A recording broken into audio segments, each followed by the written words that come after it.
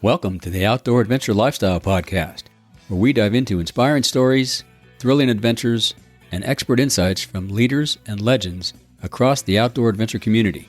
Whether you're an avid hiker, passionate camper, or adventure traveler, each episode brings you up close and personal with guests who've lived it, explored it, and made it their mission to share their experiences with you.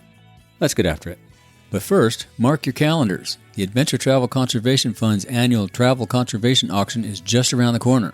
Get ready to bid on epic trips, gear, and experiences from the top brands and outfitters, all while supporting on-the-ground conservation projects around the world. It's your chance to give back to the wild places we love and explore. The auction goes live on September 27th, but you can get a sneak peek and sign up for early access at adventuretravelconservationfund.org/auction.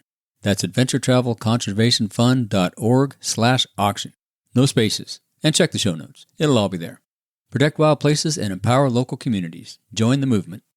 Hey everyone, welcome back. Today on episode 527 of the Outdoor Adventure Lifestyle Podcast, I'm joined by Camilo Ortega. Camilo is an adventure guide, experience designer, and passionate advocate for responsible travel in Colombia. With over a decade exploring the country's most breathtaking landscapes, he's made it his mission to create journeys that don't just check off destinations, they change perspectives. Brought to you this week by the Adventure Travel Conservation Fund. Hey Camilo, welcome to the show. Hello Rick, how are you? Thanks for having me. I'm great. How are you? How are things in Bogota this morning? You said a little chilly? Yeah, a little bit chilly. It's been a little bit rainy all this year, but it's fine. It's fine. You guys probably, do you get a lot of rain there? I think you don't. It's pretty wet there. Yes, we're actually the whole year it's been very rainy. Since February. It's very like February used to be like what we call summer, like a sunny month, but it started to rain and it hasn't stopped until now. But probably now it's calming a little bit, but it's still raining. Yeah. Yeah, The I weather live in is a dry changing a lot. area. It's very dry where I'm at. We hardly ever get rain. Completely different. So you spent over a decade exploring Colombia's wildest and most beautiful places. When did you first realize that guiding and designing travel experiences was your calling? I guess I have had like love for tourism since I got graduated from university. So actually I started guiding because like back then I was doing or I wanted to do a lot of cycling trips. So that's how I got into tourism and into guiding. So actually I got into guiding because I started my own company back then. And it was a cycling tourism company, but it was only myself. So I had to do everything.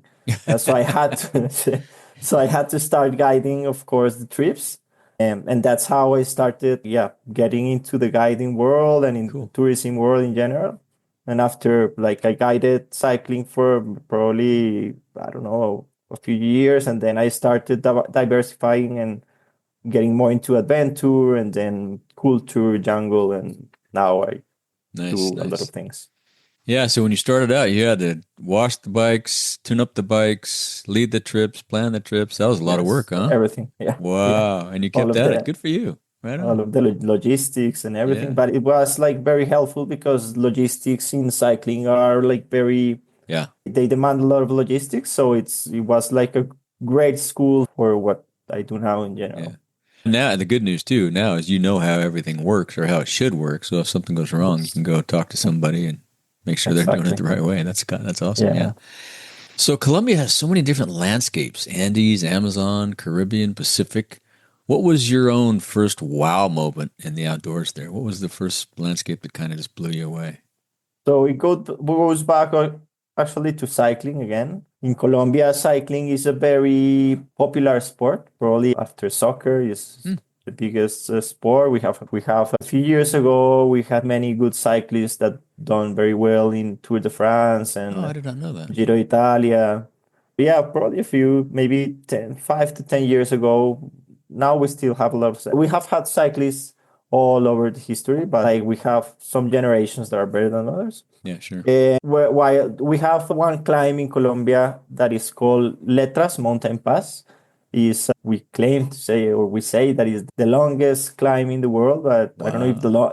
I don't know if the longest, but it's actually Oh, really long. It's 80 kilometers hmm. long, so that's about 60 miles, I think, Yeah, that's long. Wow. or 50, no, 50, like 50 miles. And it goes from Is it 500 really meters. steep or does it kind of wind up the?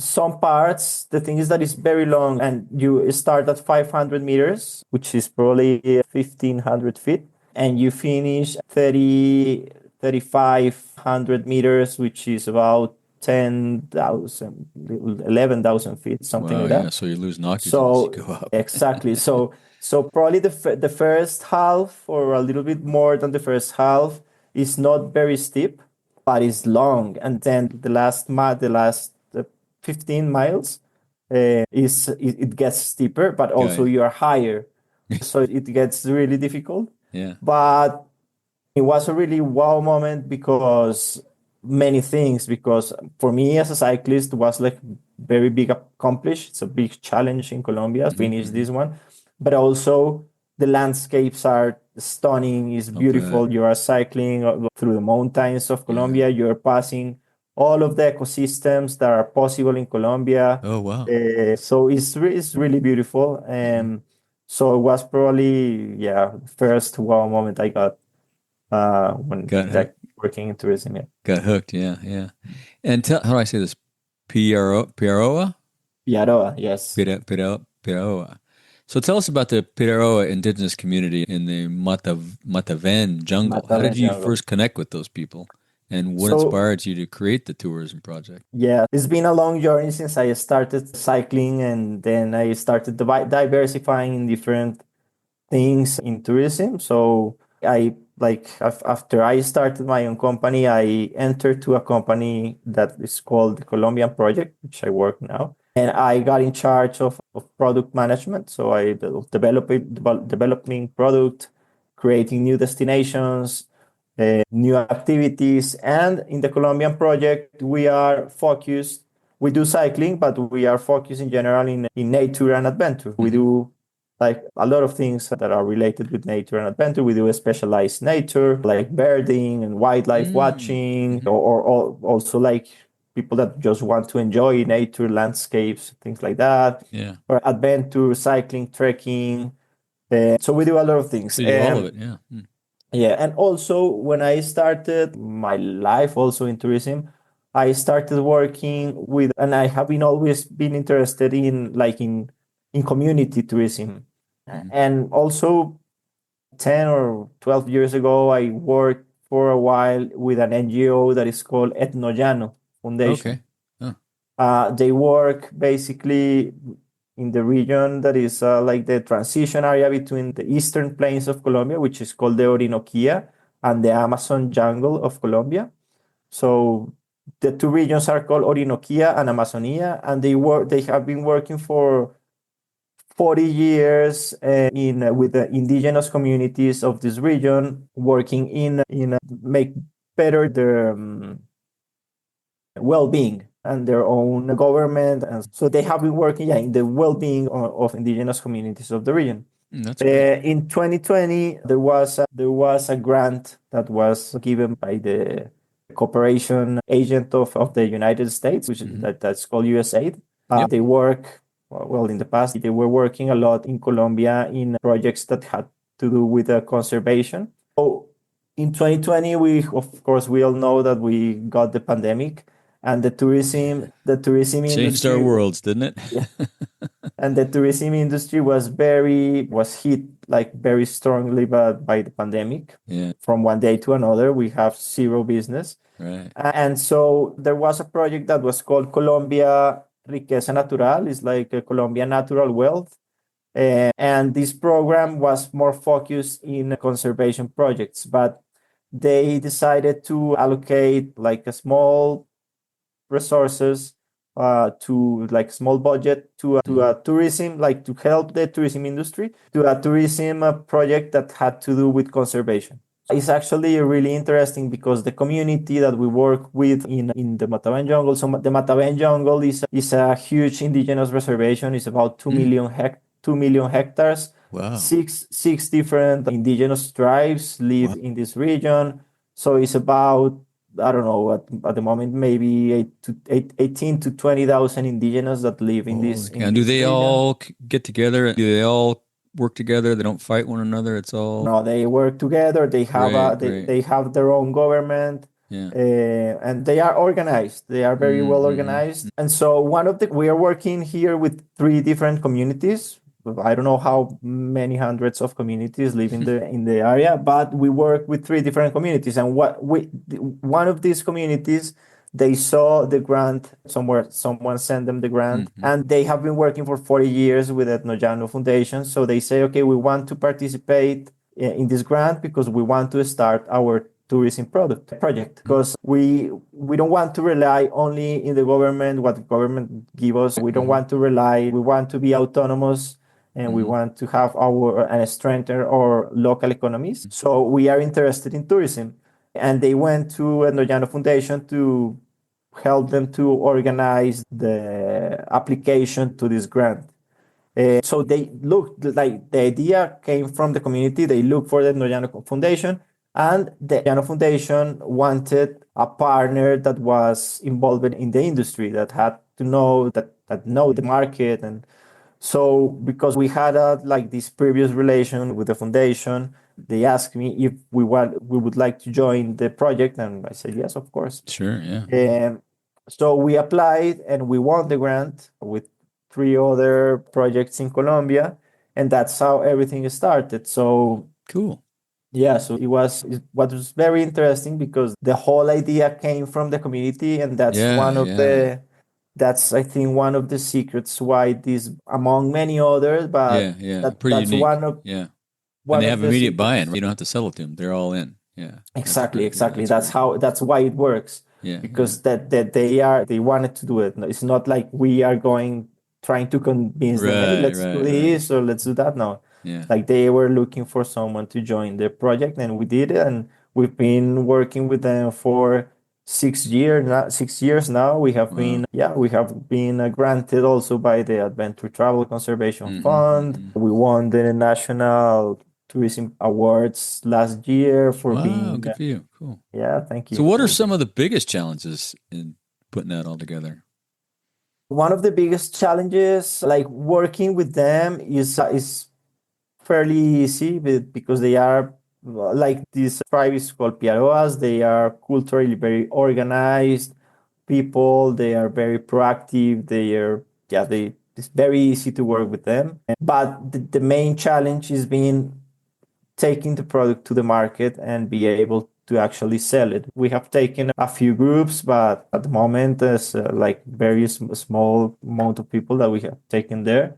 And it's very difficult because it's a place that is in the east of Colombia, very isolated, and Oh. is no one knows about it. So Oh, we so it's have pretty remote, huh? You got to we have to show them what it is. We Yeah. have to, and there are different like beliefs in the people. They think that if they go to the jungle, they are going to suffer, and that it's going to be physically challenging, and the mosquitoes and the heat and everything. But we have worked for 6 years in making this destination a very comfortable, like, according to the destination, of course. It's not, Sure. you're Where you not can going do. to find a 5-star lodge, of course. Right. But take into account all of the, like, where we are going is pretty comfortable. Yeah, people think that it's going to be a very challenging activity, and it's not. It's actually very calm. It's more like a way to interact with other cultures, and to share like knowledges and Learn how other people actually when. live. That's the best way to get the world together, right?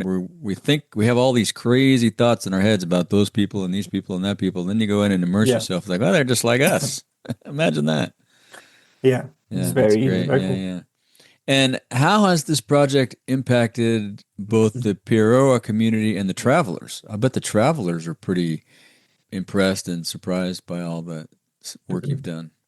Yeah, the whole project is taking place because they want to strengthen their culture, recover a few things that they think they've lost, and to protect the sorry, I have a little bit of a flu. So Oh, wow. yeah, Sorry. Yeah, I'm sorry no, about it's that. fine. Yeah. So they want to strengthen their culture, and that's one of the first things they told me when I arrived there for the first time, talking about tourism. And so they say, okay, Camilo, is very cool, everything you are saying, but we don't want tourism just for the sake of doing tourism. Yeah. We don't want to, let's say, we don't want to train guides for to go somewhere else and guide somewhere else and forget their roots and forget their activities and forget to work the fields and forget to fish. What we want is that people come here and learn about our culture, and then we have to study about our culture again to teach and to come back to what we do, relearn what we do, and that in that way make sure that the new generations are going to recover and to learn about the culture, and that's how culture lives in the Yeah. year. Those The traditions years. continue to carry on through the younger Exactly. generations. That's great. Wow, that's pretty smart of them. Yeah. So one of the best things is that we have seen how that is happening, because now younger like the younger generations, the young people are starting to ask their elders how things were. Right. This is a very young community because they established there about 50 years ago. So it's very actually easy to know the story of the community, not of the whole tribe, but of the Right.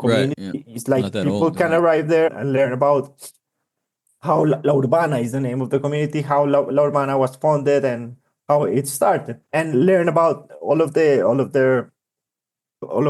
heritage. We've seen that, and we've seen how like there are many NGOs working in the region. So there is another NGO that is starting as like a school of weaving. So they use a lot of tools. In the past, they used a lot of tools that they used to make with plants, Yeah. with the leaves and Leaves. Yeah. things like Yeah. Yeah. that. Cool. And these things that for us are like handcrafts, for them are tools. Right. But these tools, some of these tools, they forgot how to make them and they have to buy it from other communities. So the School of Weaving is designed to to relearn again how to make these tools so they don't have to buy them, and teach the young generations how to make these tools and how to make these weavings.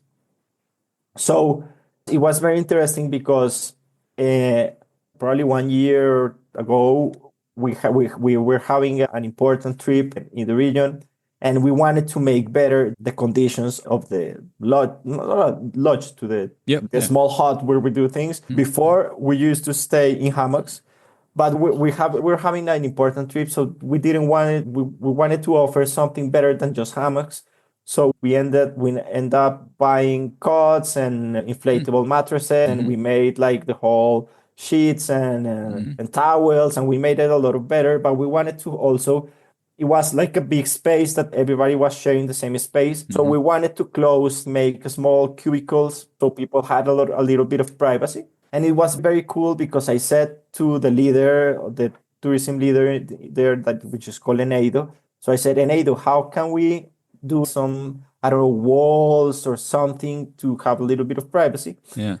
And he said we can do this with the weavings that we're relearning how to do it. So we saw how this school of weaving held, like, it's not only to learn, like they learn how they did the walls. They learned the original ways, but then they found new ways. Exactly, new ways, That's new cool. applications, and new applications for Yeah. this. Yeah. So the walls is actually what we call estera, which is a big, very thin, but a wall with like weavings, and it's very cool. It's beautiful, and so people like this process enter into the tourism area, and people, and of course visitors are arriving there, and they are getting their wow moment. They are saying, wow, this Yeah. is Right. beautiful, this is amazing.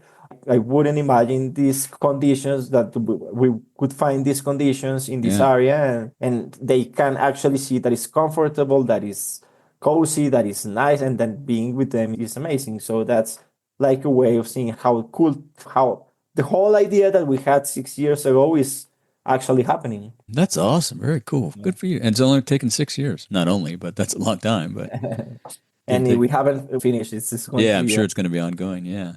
So you've also worked in places that are ecologically fragile and culturally sensitive. How do you balance conservation and cultural preservation with the visitor experience? Right. You must talk to the visitors and let them know, look, we can do this, we can't do that.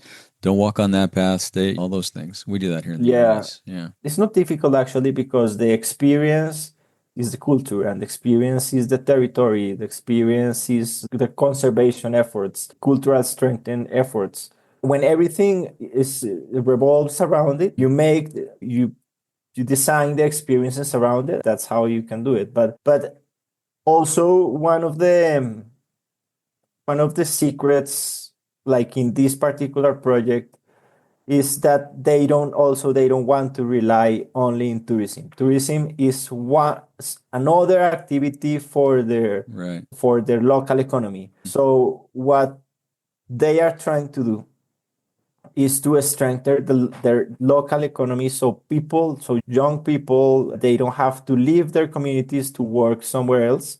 They don't have to go to the cities to work doing whatever or going to other communities. So they want people to stay in their community, but they cannot force them. So the only way to do it is to give them opportunities, economic opportunities, so they stay in their communities. So that the way of doing that is strengthen their local economies, and tourism is one of the activities that they can do. But they also have handcrafts that they sell in national shows that happen in Bogota, in Medellin. Yeah. They also have agriculture, of course. They have sports fishing as well. This is an area that is very popular for sports fish. So they have many different economies or many different activities to strengthen our local economy. They don't have to fill the region with tourists, because that's not the point. The point just to have maybe a few groups all through the year, and during those seasons they work in tourism. But when there's no tourism happening, they are doing their handcraft, they are working the fields, they are fishing, they are doing all of these different things, so they can make sure that they are not going to overpopulate with tourism the region, and they can do what they want to do. They can gives them a nice variety of things to do. Yeah, exactly. And they can use tourism for what they want. Use tourism to strengthen their culture, their local economies, and to protect and to make sure they are not going to destroy the environment. Yeah, or the culture. The culture stays. Or the culture. Yeah, that's cool. Yeah. Hey friends, quick break here. If you're a destination marketing leader and your region is packed with amazing outdoor adventures, I want to hear from you. Let's get you on the Outdoor Adventure Lifestyle Podcast to share those stories with our audience. Hit me up at rick@ricksays.com and I'll send you all the deets. Let's inspire more folks to explore the wild side of your destination. But now, let's get back to the show. So, what are some common mistakes that travelers make when visiting remote indigenous communities, and how can they avoid them? It's funny because I've been talking with them like since the beginning. I've been talking, I always say there is going to be a point where you're going to get a difficult traveler. And I really want that happen, because all of the groups we've taken there, that are all like really these amazing people that are going there to enjoy, and we haven't had that difficult traveler. And I always tell them, really? And I always tell them, like, this time is going to be nothing. Like, and so now they don't believe you. Oh no, I don't believe you. Last year, with this important trip we were going to have, it was going to be the first trip of an international group from different parts of the world. So I thought, this is going to be nothing. This is it. It didn't happen. Wow. So it was like so the mistakes that I would thought before, like, it was like, we're going to get people that doesn't understand the region and that are expecting, I don't know, like I told you, like a 5-star lodge or something, or people that can't handle, I don't know, the heat, don't really care, or don't care about the community, the heat, the bugs, whatever. Yeah. But of course, there's heat and bugs, but so everything is manageable, and the people that goes there are people that are very sensible or sensible Yeah, sensitive, sensible, to yeah. what is And they're going there because they want to see it, so they probably do some research and exactly know what they're getting into. Yeah, exactly. So it attracts the correct people. yeah. Probably because it is so remote and so different that people that goes are exactly looking for that. The mistakes that I've seen is what I told you before, more than while people are there, is more like what they think is going to be before they go, Sure. or when we are trying to tell them go. Because they are one of the things that people think because they are visiting a community, an indigenous community, should be a cheap trip or a not expensive trip. And it is actually very expensive Yeah, because yeah. it takes, you have to fly from Bogota to a town that is called Inírida, but then you have to take a 4-hour boat through one of the most beautiful rivers of Colombia, which is Cool. called Wow. Orinoco River. But 4 hours by boat, and all of the activities are done by boat, and all of the traveling by boat makes it very expensive because gasoline is a Yeah, big sure. part of the cost. So people think, okay, we're going to visit our indigenous community, should be cheap, but it's actually expensive. And so that's one of the mistakes. And also people thinking that they are going to suffer and have a hard time there while it's not.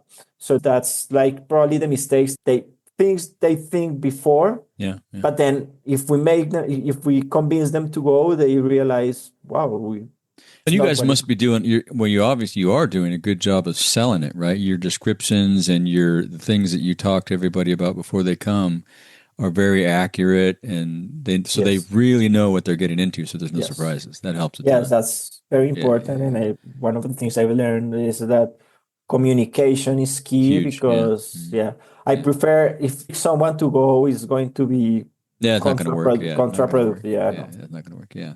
So you've worked in places that are ecologically fragile and culturally sensitive. How do you balance conservation? I guess let's skip that because we've already talked about that. For someone planning their first adventure in Colombia, what destinations or experiences would you recommend they go beyond the usual tourist spots? Yours sounds like one, obviously. See. No, depends what people like, because depends the activities that they like to do.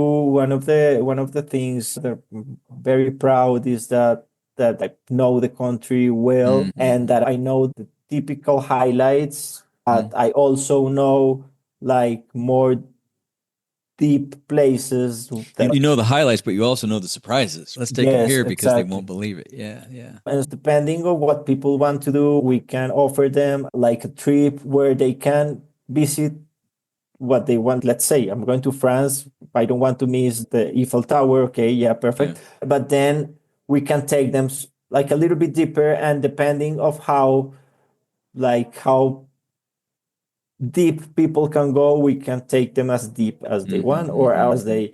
And what we want is to learn that to teach people about Colombia, and to learn a little bit more than what they would do in a regular, normal trip that they could buy with anyone else. We try to put the knowledge, the in-depth knowledge that we have, in the highlights, no? Teach them a little bit to go. Maybe they won't go to the deep Amazon. Tell them that it exists. Take them to the edge. We can tell them it exists. We can tell them about the indigenous cultures that live there. And maybe they didn't go, but they learned something new, and they know that exists, and maybe they can tell them someone else. So if someone is going to come for the first time, we will ask many questions, but if I was someone like me, I would definitely tell them to go to one of the, probably, I don't know, 40% of Colombian territory is Amazon. Oh, wow. Probably a little bit. So there, in the Amazon region of Colombia, there are many different things to do, and the people there are really lovely, really, really charming. And I've been falling in love with Amazon since I started working there. So I think there is a way, like for every type of visitor, there is a way to visit the Amazon. We have, like we said, like maybe not 5-star, but 4-star jungle lodges that people can visit. And we have community experiences such as this one. And But the Amazon is definitely a region that people Sounds should. amazing. I got to get down there. It's my Yeah. my grandfather was down there. I think he somehow did something on the Orinoco River. I remember him talking about it as a kid. But when he was a steel maker in the U.S. Okay. and he got somehow traveled to South America to teach them how to make steel years ago. Cool. Yeah, pretty cool. Yeah. For someone planning their first adventure in Colombia, what experience would you recommend that they go to most beyond the usual tourist spot? Yeah, I would say go to somewhere in the Amazon. Like we have, for example, so we have this destination we have talking about. Yep. This is in the transition area between the Eastern Plains and the Amazon. So the Eastern Plains is more savannas, and then so you see a mix between and it's a floodable ecosystem. So half of the year is flooded, and the other half, yeah, the rivers, because it rains for Cool. about 4 months. Yeah. So all of the rivers probably grow about 10 to 15 meters. So it covers all of the savannas and the jungle, and the landscape is completely different. It's really beautiful. There got to be some good whitewater down there too, huh? Rafting? See, but not really. There are things that we call, but it's not very safe to do whitewater rafting. Yeah, because they are very unpredictable. So I haven't seen anyone doing whitewater rafting okay. in Interesting. these raudales. Too remote. But it's really beautiful. But also we have other areas. Of course, we have deep Amazon, but we have other areas such as Putumayo region that is a transition between between the Andes and the Amazon. So you see how the mountains started to join the jungle. It's also really beautiful. Yeah, I know it's like somewhere in the Amazon. Like if you want to go a little bit out of what's called the beaten path. Yeah. You can get as remote as you want. Somewhere in the Amazon is a I got to put that on my list. You just added something else to my list. That's what I need. So guiding isn't just about logistics. It's about people. And it sounds like you've got the people side of it pretty dialed in. How did you guys figure that out and learn that? Guiding isn't just about logistics, but it's a big part, and that's actually, I think, one of my biggest strengths. But so in terms of people, like I guess people when they travel, they want to rest, but they are also out of their comfort zone. So if someone is going from, let's say, to the Amazon, like from, I don't know, from a city, even from Bogota, even from someone from Colombia that Bogota's a big city. Was born in Bogota or in any city of Colombia that goes out to the wild, is a very different thing, and it's definitely out of their comfort It's zone. scary to some people. And it's scary, and it's people that wants to live new experiences, but these new experiences are not always comfortable for anyone. There are people but they just want to learn new things, but they are in a stressful mode. So it's easy for someone that is traveling to get anxious, so we have to understand that, and we have to do many things. We have to be psychologists. We have to learn how to read people just right when you meet them. But that's things those are things that you only get with experience. No? The first time I met someone, I didn't know if it was going to be nice or not. And then because I've been working with a lot of people now, I got the sense of when I meet someone in the airport. Of course, it changes, but I have an idea of how this person can be. And then managing expectation, being very informing people, communication, as I told you, is very important. So people know what to expect. And when people know what to expect, they prepared. And when they prepared, they are less anxious, and they are prepared to be as out of as their comfort zone as they can be. If we are going to the jungle, but I'm prepared, so I'm not going to be worried because there are mosquitoes, because I have my repellent. I'm not going to be worried because it rained, because I brought my poncho or my jacket or whatever. And these are exactly. These are small things, but it's huge. The list can go as higher depending on the region you are visiting. Yeah. But I think communication is key, and also knowing how to treat people. Like people are paying for their vacations. Sometimes they are going with their family, with their kids. So you have to be very, very patient with everyone. Yeah. Always with a smile. Is It's I mean, part. I it's was a river guide for about, I don't know, 6 years or so on a river in California, and you become part fun master, but part psychologist and part coach and part mom or dad, or it's like you wear all these different hats through the course of a trip, right? exactly. And then when people are traveling with their kids, Yeah. they want their and that's those are things you have to understand. So you have to understand that when they are traveling with their kids, the most important thing for them is not for the parents to have fun, it's for the kids to have fun. So you And be have to safe, right? understand Yeah. you have to understand kids as well. And sometimes trying to give them the parents a little bit of time and try to be with Take the the kid. kids a Yeah. little Yeah. bit. Yeah. Yeah. So it's trying to understand all of those dynamics, being patient and being kind and respectful, because people are also traveling from other parts of the world with different Coming ways. a long way, spending a lot of money. Yeah. All those things. Yeah. Good for you. So, That's yeah. great. Yeah. So when you look back on your guiding career so far, what's one moment or one story that reminds you why you do this? I think it's been changing all over the years because thankfully I have been able to do many different activities and many different type of tourism areas in my work. So at the beginning I was like getting good reviews and get people going back to their homes happy and thanking to me or to the company. I was very grateful or very rewarding, and I was very happy because I was doing a good job looking to the clients. The clients are very happy.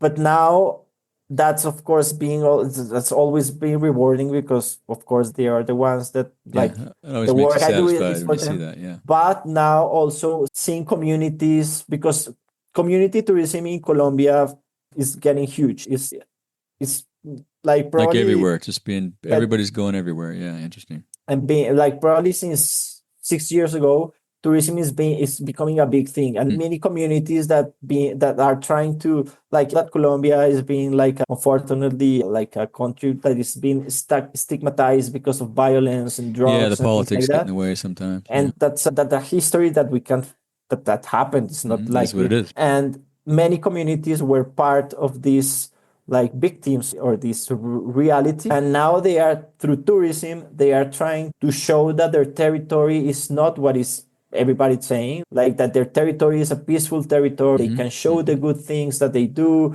that they can make peace through tourism and other activities as well. But they are like, and seeing how we are able to bring people there and how people are living happy after visiting these communities or these regions of Colombia, and seeing also that their work in the different regions, that the work is being rewarded as well, like You're getting rewards from a number of different places too, right? You're Exactly. getting monetary rewards, you're getting satisfaction from seeing people happy and experience new things. Yeah, that's great. Good for you guys. Yeah, awesome. Yeah.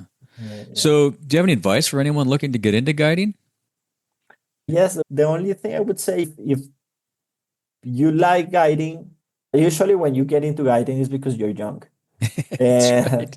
And the way I did it is because I just liked it. I liked tourism, and then it was a way to start my relation with the tourism industry, and I just did it. I just put myself out and said, okay, I'm going to guide cycling. I had no idea how, but I just started saying to other companies, okay, I'm a guide in cycling. I start like probably I don't know remember, but I don't know if probably my first experiences were like with my own company at the time. But then I put myself out in the market, and I said it was 12 years ago or Oh, so, wow. and tourism was a very new thing. There weren't many guides in anything. So going out there and saying, I'm a guide, probably people was, oh, we need a guide, come here. Now the guides needs more certifications and things like gotta that, be. that in the past. It's just like putting themselves out there and start working, being very responsible, because that's one of the things why I think I could make it I could be a successful guide, but also how could I go over just being a guide to being like a product manager, is because guiding is you are the face of the company who will hire you, because you as a company you could write a beautiful itinerary, you can explore it, you can, but if the guide is a bad guide, you Done. Never coming all back. your work so you have to be very responsible, very concerned about safety, very kind and patient, as we said before. But if you want to get into guiding, the only way is to put out there and see, depending on the country, what do you need to be a guide. Because like I told you, 12 years ago, the only thing you need to do is to say, I'm a guide. Show up. Exactly. Yeah. Now in Colombia, you need a permit that is called it's a professional permit, and probably companies are going to ask you for first aid training, the first aid training, depending on the activity you're doing. Or if you are doing like trekking, you have to be certified in trekking or mountaineering or kayaking or whatever. But but when you are young, you have the time to do those type of things. You have the energy to do this type of thing, so you just get into that. If you like it, just do it. That's really good advice. Just jump in. It's been great talking to you. I appreciate your time. I look forward to meeting you one of these days and getting down to Colombia for a trip. Sure, Rick. Thank you very much for having me. Yeah. My pleasure. All right. We'll see you later. Thank you for joining us on another episode of the Outdoor Adventure Lifestyle Podcast. Be sure to visit our website, ricksays.com, where you'll find show notes and links to everything we talked about and more. And while you're at it, if you found value in this show, give us a rating on Apple Podcast or spread the word and tell a friend. That would really help us out too.